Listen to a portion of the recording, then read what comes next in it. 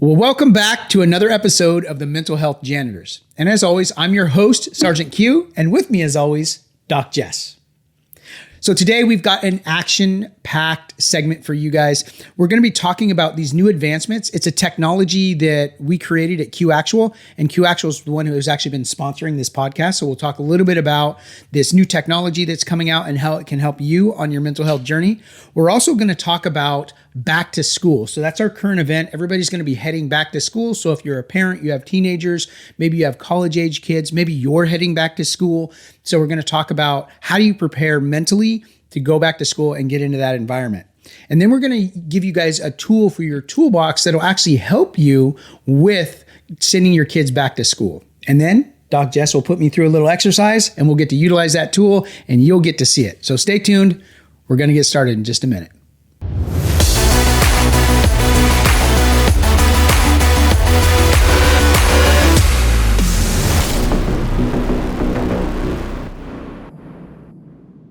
All right, so we're going to talk about new advancements. So there is a lot of mental health tools out there that you can get on your mobile applications now. There's a ton of them out there. Some of them are good, some not so good. The one we have is absolutely the best. It is QActual, and it was built by combat veterans for other veterans.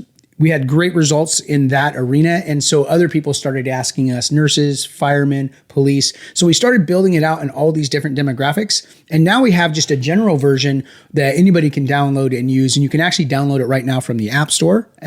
Just search for QActual. You can download it and use it. And we're going to talk about this technology, but really we're going to talk about one specific piece of the technology, which is the squad mentality. So when I say squad mentality, what does that mean to you, Jess? Sure. I mean, from all the research we've talked about and going through your book and off screen and establishing, a relationship with you, I've learned a lot about the squad mentality through Operation Restore Hope. And that is through your nonprofit, Q Missions, where you take veterans to the missions field and you always keep them in a squad. Because in the military, we always had a squad, right? And it's that mentality of, I got your back, you got mine. I never have to worry about leaving a soldier behind or being left behind. And so tons of research, and you'll be able to go into more detail than me, but tons of research has shown how successful squads are in combating anything. Mental health, physical wars, mental wars, all of those things. Is that about right? Yeah, that's about right. So we say squad mentality, that resonates to us in our specific demographic. And maybe you guys, use squad in your vernacular, but maybe you don't. So that's why the technology can be customized to your specific demographic.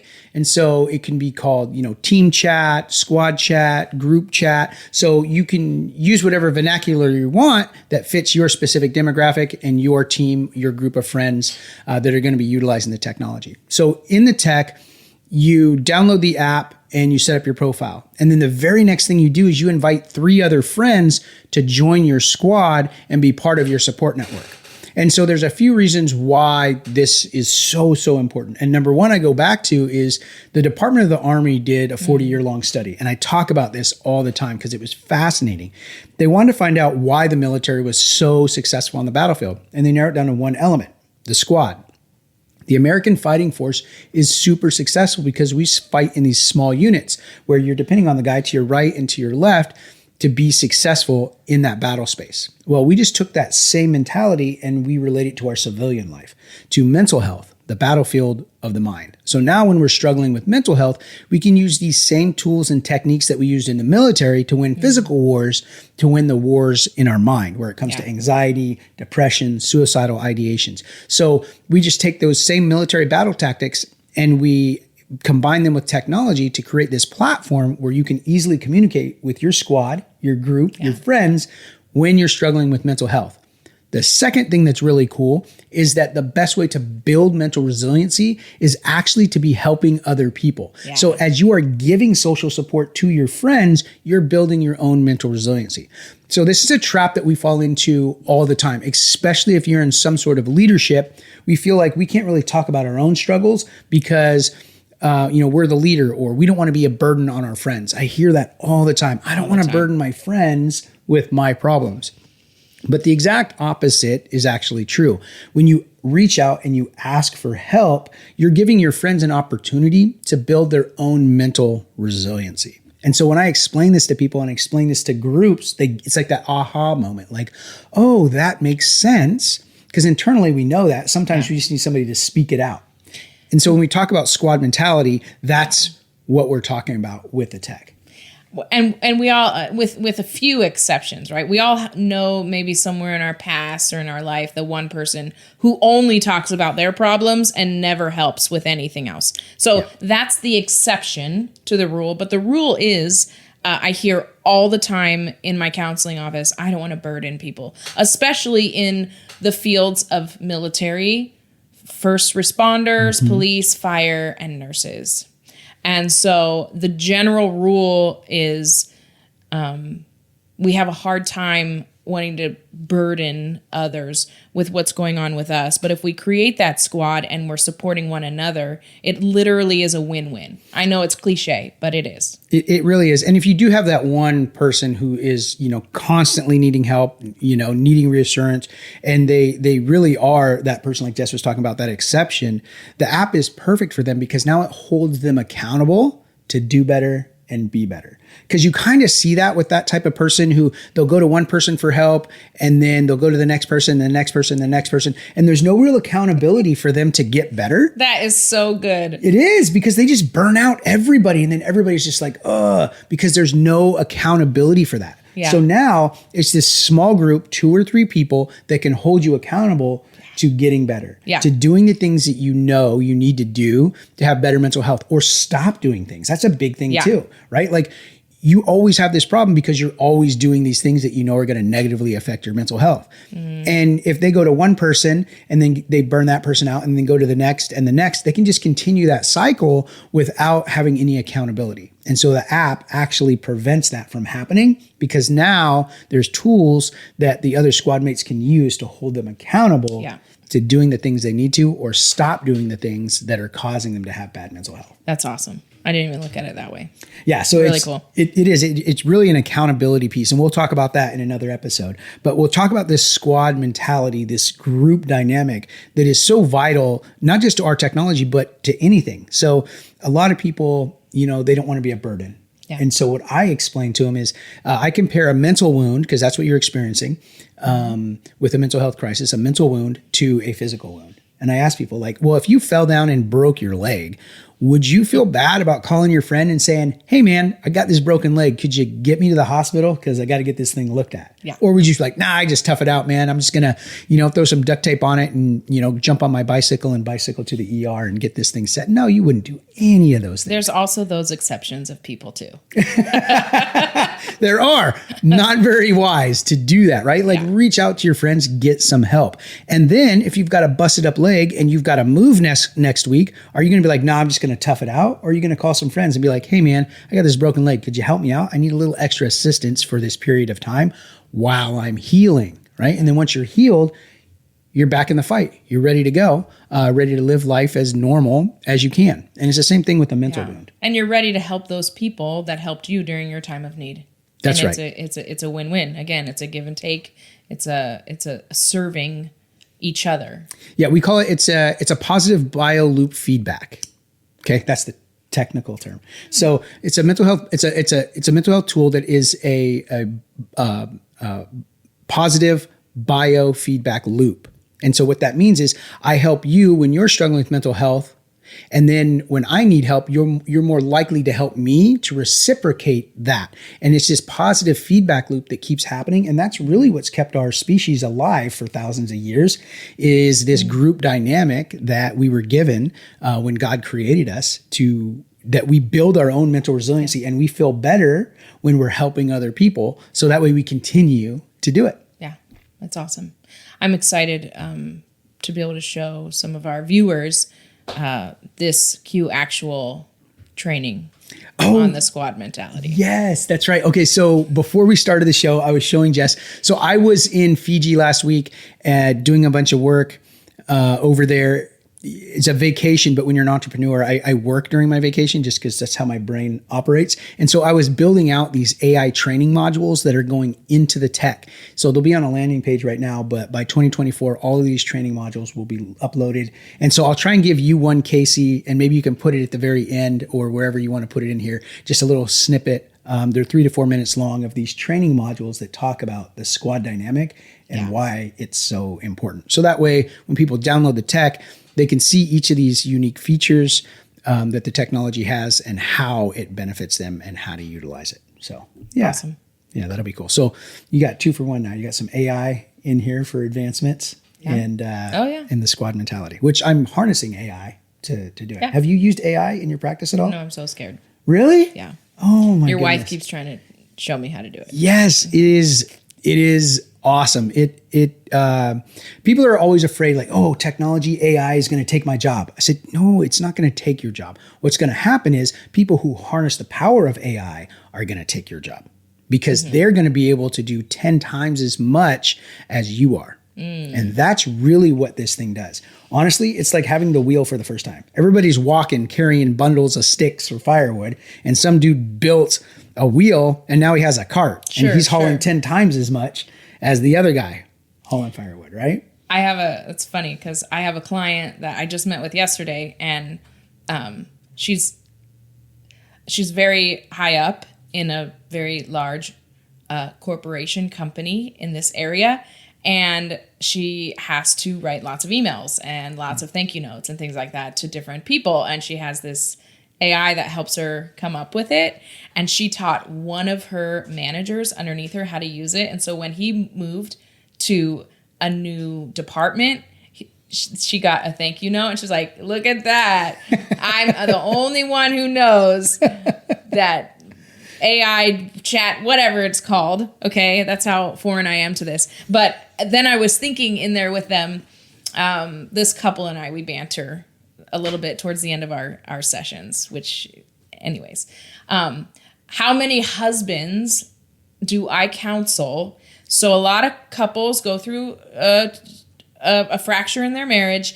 They go to couples counseling. Couples counseling says you need individual counseling, and so we can just get the whole thing done and grow together, right? So I see a lot of the husbands because I am a little harder, shoot straight. I don't know how you say it, and so a lot of my colleagues refer their husbands to me because I do well with just shooting straight with husbands, and I have several of them that need help in the area of writing letters or love notes to their wives. And I'm thinking, maybe I should learn this AI thing and secretly share it with them. Yes, I think absolutely. Now, this is what I'm going to tell you. If you're going to like, oh, that's a great idea, I'm going to use it. Like, I'm going to caution you. When you use it, don't just fire it off and be like, give me 10 2-paragraph love notes I can share with my wife. It's going to spit some stuff out, but your wife really quickly is going to figure out that that's not you because it's not your voice. It's not things that you would say. So if you're going to harness the power of AI, you need to give it a bunch of information about your wife, right? You need to tell it specific things about your wife, and that way it can add those in. Here's the other thing. You must edit these things. If you do not edit it, your brain can pick it out right away. It doesn't matter who you are. I've tested this. I tested this with Pastor Matt, where I was sending him like texts, like messages on this subject, and because him and I text all the time, and I started sending him these things like every now and then. He's like, "That's AI. You're using AI, aren't you?" And I did a response in AI and just sent it. He's like, "No, I can tell this is AI." So seriously, your brain can just pick it out that it's not a human. It just can. And so, because it doesn't understand our language modeling enough to figure out the finite little parts of the dynamic of language and voice inflection and tone and pausing. It just spitting out words. So if you use this, number one, give it as much information as you can about your wife and things that you appreciate specifically, and it can wordsmith it for you. That's fine. But then before you send it off, please edit it. Go through, read it.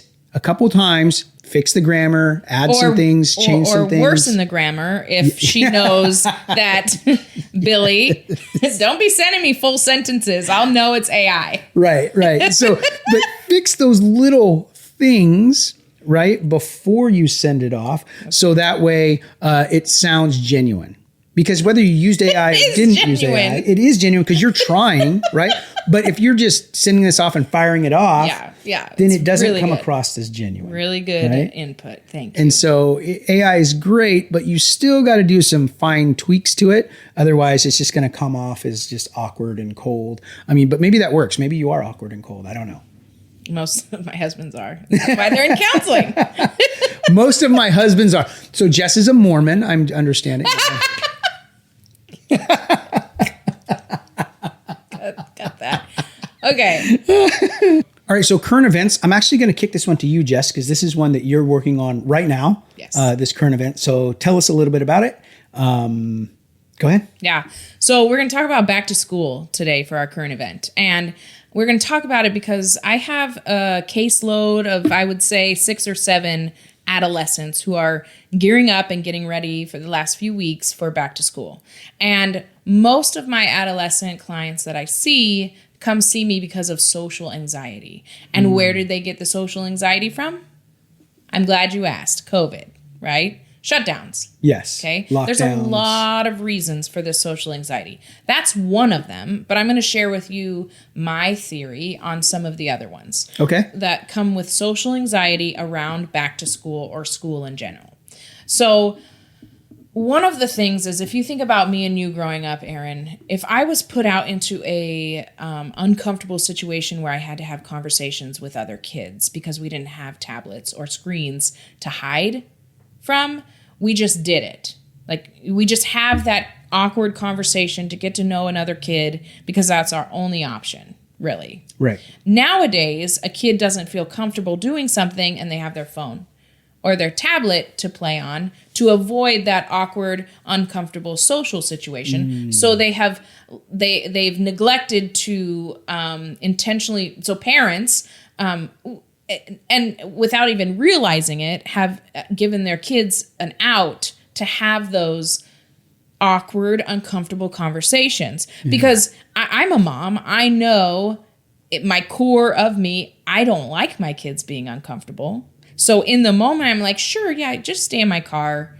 and play on your phone because I don't want you to be uncomfortable. Like, really, that's how I feel. But then because I'm a counselor and I've done research and I've read books, I'm like, ding, ding, ding, no. And so one example of this is I used to coach a girls' soccer team, and my oldest daughter was 12 at the time, and she was shy. It was the middle of COVID, and so she wasn't used to being around people. She had a tablet or something back then, not a full-fledged phone, but something to keep her busy while I coached soccer. And this, when she came with me. So she came with me and she said, Mom, can I just stay in the car? I'm not really comfortable around those older girls. And my first instinct was to say, yeah, sure.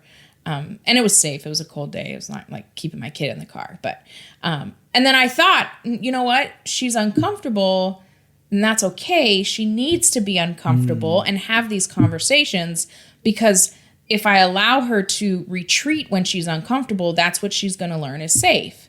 And so I said, actually, I would like you to come out. She came out and she, the girls, oh, you're so pretty. And she got all this attention. She loved it, right? But she had to step out into that being uncomfortable. And so, right, so COVID played a big role in social anxiety in adolescence.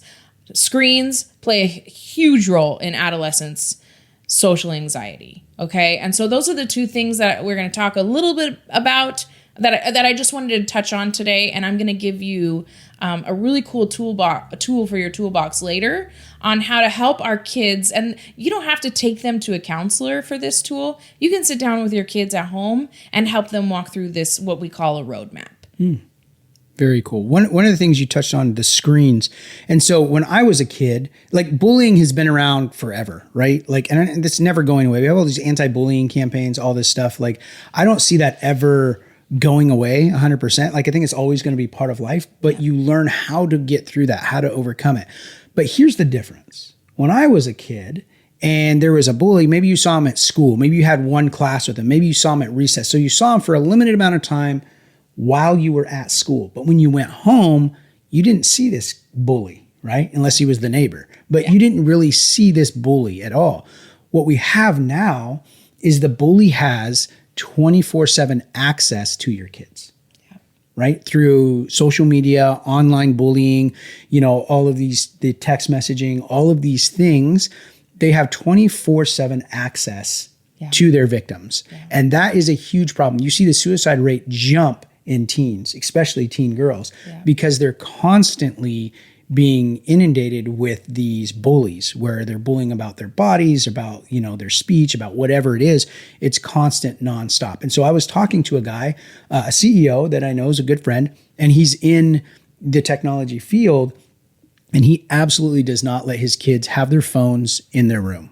Like he just 100% no, it doesn't happen. Has to be in a public space, number one, and they cannot take their phones to the bedroom with them. Like they can't sleep with having their phones in the room, nothing. Like all of that stuff has to be outside, because what we're dealing with, we talked about a little bit last week, is sleep deprivation is being a huge problem in the US. And part of that is now when, your kid rolls over and they wake up for a few seconds, in the middle of the night, they automatically reach for their phone and now they're scrolling for hours, being inundated by that bully. Seeing these comments that happened on their social media. And so now we're able to, if you remove that technology from them, put safeguards and limits around it, it limits the access the bullies may have to your child. And we'll get into a little bit of that, I think, in this toolbox. I would also like to piggyback about the sleep too, because lack of sleep, healthy sleep, will also trigger anxiety in your children. Absolutely. And children and young adults between the age of 22 and 26 right now are much higher rate of not being able to sleep. And it's because they call themselves the iPad generation. And they had the iPads. That's when the iPads came out. And so everybody was on them all day, all night, and they never had to sit with their thoughts. And so when you lay down to go to sleep, your thoughts come rushing in because you've neglected them all day. And then it's just going and going and going. And, oh, I can't sleep. Now I need a sleeping pill or something like that. When really putting those safeguards in for your kids, making them take breaks from screens and from being distracted and entertained all the time so that they can learn to sit with their thoughts. They have to learn to sit with their thoughts, because when they go to bed that night, their thoughts are going to come raging in. And so then as a coping mechanism, then they get their phones or a screen in bed until their eyelids get heavy and, okay, now I can fall asleep. And then you're not having a good night's sleep. Research has proved it. So, all right, well, let's get into this tool for a toolbox. Yeah. All right, Jess, well, we've talked a lot about going back to school. Let's talk about this tool for our toolbox so we can help parents be prepared. Yeah, so this tool for the toolbox is what I call the roadmap. And this roadmap can be used for many different things. And you're welcome to ask me later in comments or something what else we can use it for, or examples. But specifically what we'll talk about today is back to school and kids, specifically adolescents, with social anxieties with going back to school. So one of the biggest things I hear from my new clients that are adolescents with school is, I don't know where it comes from. I just have a lot of anxiety. And so it's kind of hard to work with that. And so this roadmap is a good starting place to build a foundation of what's going on in your day, what levels you're at throughout the day, and then how we can go in and be proactive during those times, which is also going to be a really cool tool once the app. Well, I mean, the app is out, but with the app also being able to do that as well, which is really exciting for me as a counselor. Yeah, it's one of the pieces that we put in. It's one of the parts of the app that we'll talk about in the coming weeks about this roadmap. As you were talking about it, I'm like, oh my gosh, we built that into the technology, and now you can see it in real time, share it with your therapist. So this is actually really exciting. Cool. So in a nutshell, what I do with my wonderful artistic skills is I just draw a road. Okay, we're going to draw a road. We're going to start a wake up time and a go to bed time.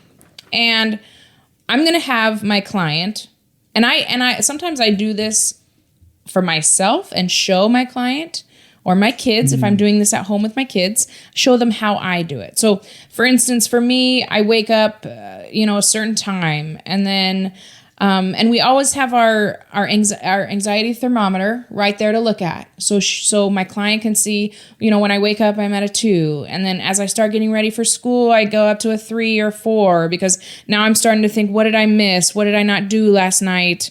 And that anxiety starts to peak. And then around, if I'm running late to school, which I do a lot, then my anxiety goes up to a 7, because then all the kids are going to look at me when I walk into class late, and then I'm in a class with all my friends, and so my anxiety goes down to a 5. But then I have English, and my biggest anxieties and fears are reading out loud in front of other people, and ...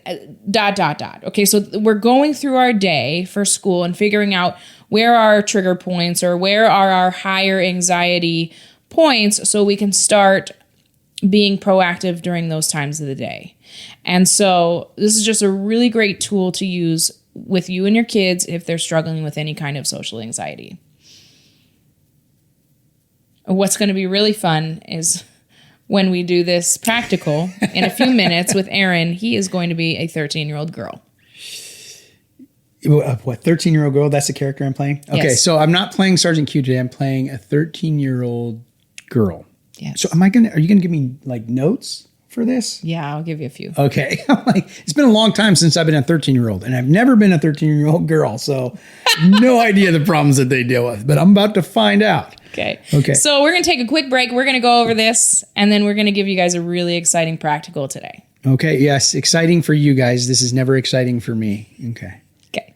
All right. Now we're into a favorite part of the day where I get to do a practical with Sergeant Q. But the fun thing about today is he is not Sergeant Q. He is 13-year-old Rebecca. Take 3. Take 3. Okay, so in my counseling session with Rebecca, we went through this roadmap that I showed you, and we went through her regular day, and we numbered from our anxiety thermometer. If you saw that podcast last week or a few weeks ago, because all of my clients know how to use that anxiety thermometer. And so we labeled from 1 to 10 where Rebecca was at throughout her day. And we see here where some of her anxieties store up during the day. And so let's talk about wake up time, Rebecca. You tell me about your roadmap. So before we do that, I just want to set the stage for everybody so they can see what we did here. So on the roadmap, she would ask me questions about the day. And so we would write in like when we woke up, getting ready for school, first period, second period. So all these markers throughout the day and what the anxiety level was and the reason why it was so high. Yes. So that's on the roadmap. So you build all of that first, and we'll put a link in there where you guys can get access to this free resource and you can utilize it. You're just hitting all these different markers during the day and where you're feeling anxiety and the reason why. So then we're going to go back through and find solutions now when those anxieties are high, how we can bring them back lower. Is that fair? Perfect. Okay, perfect. There we go. Set the stage for you guys. Okay. So Rebecca, what time do you wake up during the day? It says here on your roadmap. Yeah, so 7 o'clock is about what time I try to wake up, but it doesn't always work out that way. Yeah. And so what usually happens? I'm usually really tired, so I hit the snooze a couple times, and I'm usually rushing in the beginning of the day. Sure. I know what that feels like. Okay, and so then upon waking up and getting to school by 8:10, you put your anxiety level at a 4 out of 10. Right, because I'm usually running late, and so I feel that anxiety of being late and then getting into class late and then everybody looking at me, and so it's really embarrassing. And the more I think about that, just the worse it gets. Sure. So totally understandable. And then we're gonna run into first period here where you're at about a 4 out of 10. Mm-hmm. So it's just it sounds like it's just kind of rolling over. Right. And then second period brings you down to a 3. Tell me about why that brings you down to a 3. Well, second period is really easy. It's a study period, so I don't have a lot of assignments. I don't have to worry about, coming in late. I don't have to worry about speaking in class. And so I can just really study. I put my headphones in. But a lot of times I just get distracted with my phone. And so I don't really do much, and it's pretty chill. Yeah. And I could see why that would bring you down to a 3. So that's good to notice that during that time of the day, you're at a more tolerable level with your anxiety. Okay. And then we're heading into a third period where you stay at about a 3. Yeah, it's PE class. And so I'm a volleyball player. I'm pretty athletic. So PE is pretty chill. And as long as you're, doing what you're supposed to be doing, the teacher doesn't really call you out or, you don't get in any trouble. So it's pretty easy for me. Awesome. So after third period, PE, you have lunch. And I can see that your anxiety thermometer went up to a 5 out of 10. Tell me about that. Yeah. So today was harder because I was rushing out the door. So I forgot to make lunch and I didn't bring my money with me. And so I didn't have lunch and I couldn't buy lunch. So I had to ask some of my friends for help to lend me some money so I could get lunch, which was embarrassing. And it made me feel really uncomfortable. Yeah. I hate that feeling of needing to borrow something from a friend. I can feel that. So, and then we're making a pretty big jump from lunch to fourth period. Tell me about this. This is a 7 out of 10. Yeah. Fourth period is English. And so a lot of times they will read a book. And so you'll have to read out loud and you never know when you're going to get called on to have to read in front of the class.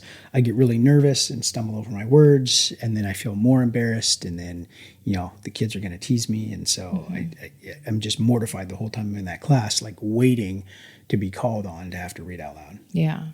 Yeah. And that's something that that's come up a lot in some of our sessions is the fear and anxiety that surrounds that class of having to read out loud. And it sounds to me like it's pretty debilitating for you. It's probably the worst part of my day is that anticipation of I have to read next and not knowing when that's coming. I just psych myself out. Yeah, I can understand that too. So it looks like we go from a 7 down to a 5 for fifth period. Yeah, so fifth period is kind of like English class. It's a Bible class. And so sometimes you have to read, but you're going to read like in a circle and you're not always going to have to read all the time. And it's usually really short, so I don't have to worry too much about that. There's still some anxiety there, but a lot of my friends are in that class and you're not reading huge chapters. It's like one verse. Okay, good. Yeah. And then sixth period, we start to go back up again to a 6. Yeah, because it's science, and science is really hard for me. And so I don't always get my homework done. And so I felt a lot of anxiety about rushing to get it done, which I could have done in second period, but I ended up being on my phone instead of finishing my homework. And so there's a lot of anxiety getting called out in class for not having it done. Because when I get called out in class, it's mortifying for me. Yeah. And what I heard you say is that in second period, you could have been working on it. Yeah. That's pretty self-aware to be able to notice that without somebody telling you. What is that like for you to notice that you could have maybe done something in second period? I think it makes the anxiety worse because I know what the problem is and how I could have fixed it, and I didn't do it. And so then I beat myself up for not actually doing the things I need to do. Yeah. It's just hard for me to find motivation to do them. Yeah. And then then we're at home and we're at about a 6 once we get home from school, and transitioning over to volleyball, which is also a 6. Yeah, it's because, I get home from school and then I've got to rush to get ready because I have volleyball practice, but I still have homework to do, chores I have to do. So I've got to rush and get ready, then go to volleyball practice. And volleyball is actually fine once I'm there. I really enjoy it, but I still have that homework kind of hovering over me. So knowing that that's waiting for me when I get back home. Yeah. And then getting to bed that night. Yeah. So I still have quite a bit of anxiety because when I get home, I've got to get all the homework done. And if I don't get it all done, then it's really hard for me to sleep because I'm dreading getting up for the next day and having to do the whole thing all over again and feeling like I'm just even farther behind the next day. Yeah, sure. So what we're going to do now, Rebecca, is we're going to go, and I'm just going to, for the sake of time for you guys, we're just going to pick a couple, and because we can't work on everything at once anyways. Okay. So the first thing that I would like to ask you is, When you wake up at 7 and you're getting ready for school and you're elevating to a 4 and maybe even higher, what do you think could happen to bring you from a 4 to a 2? I think if I had more time in the morning, Yeah. it would solve a lot of problems. Yeah. But finding that time in the morning is really difficult. Mm-hmm. Yeah. And so having more time in the morning to prepare for your day and to not feel rushed would help you go from a 4 to a 2. Okay. Yeah, definitely. Half of the battle is just recognizing and knowing that, right? And we can set some goals and some tools in place to help you do that. Let's talk about second period, right? And you're at a 3, which is great. And I want to highlight that is good. You're at a 3. And the things that I heard you say made you at a 3 was you got to put your headphones on and kind of check out for the time to scroll on your phone or something like. Well, what would it look like if? How long is that period? It's like 40 minutes. 40 minutes. What would it look like for you if you set a timer on your phone for 15 minutes to just check out and do whatever you want on your phone with your headphones? And then in 15 or 20 minute increments, set intentional time aside to get some of your work done to help you be a little more proactive for the day. I think, maybe having a schedule in it, because the teacher doesn't really give you any structure. Yeah. You just do whatever you want. Yeah. And trust me, it's so easy to get on that scrolling freeze and just do it. And there is a part of that can be helpful, right? You're at a 3 during that time. So what I want to do is still keep some of that 3 and then help that 3 kind of affect the rest of your day where you're a little higher. Is that something that you think you could try for me this week? For you? Yeah, I could try and be more intentional with my time. Yeah. Okay. So maybe 15 minutes just to check out and then the rest of the time working on maybe some work. Okay. Because I see later in your day when you're at a 6 and a 5 getting ready for bed, if you had a good 30 minutes to really work on some of those things, correct me if I'm wrong, that might take a weight off your shoulders. Yeah, then I wouldn't feel rushed through them my whole day.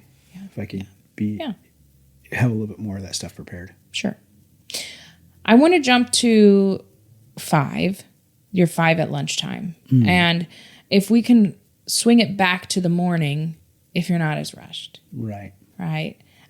So there's going to be several benefits throughout your day that you're going to be able to see that if we do start a regimen of routine in the morning, it is going to give you the motivation throughout the day to do the other things and to lower that anxiety throughout your day.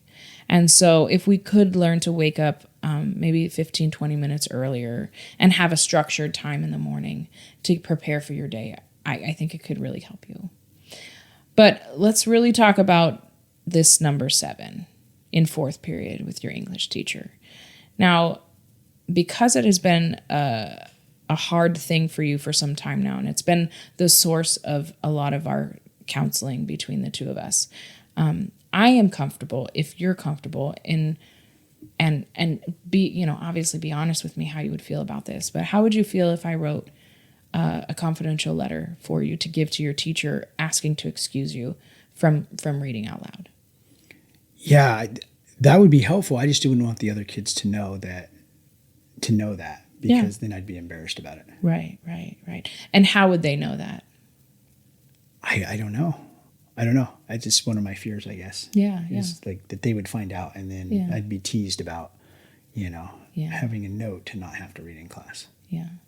Have you ever been teased for reading? Yes. You have. In what way? Well, because when I try to read, I freeze up. And then, the kids don't have to say anything. I can just tell by the way they're looking at me. Mm-hmm. Yeah. And have you ever watched another kid mess up reading? Yeah. And what were you thinking about them? I just felt bad for them. Right. Because I'm like, oh, that could be me. Yeah. And so do you think what motivates you to think that they're thinking anything different of you when you mess up? I don't know. It's just what I think of. Yeah. And we've done this work before in our cognitive triangle of where our automatic thoughts come from. We can do some more work on that later. And if it's something you're comfortable with me doing, I'm happy to write you that letter. That would be wonderful. Okay. So you can be Sergeant Q now. Oh, okay. Man, that was hard to stay in that character because I'm having to like really think about my responses. Like, Oh, my 13-year-old girl I'm response. like, super uncomfortable. It was not You fun. are a natural. Yes, I'm a natural. You at are being not a 13-year-old natural.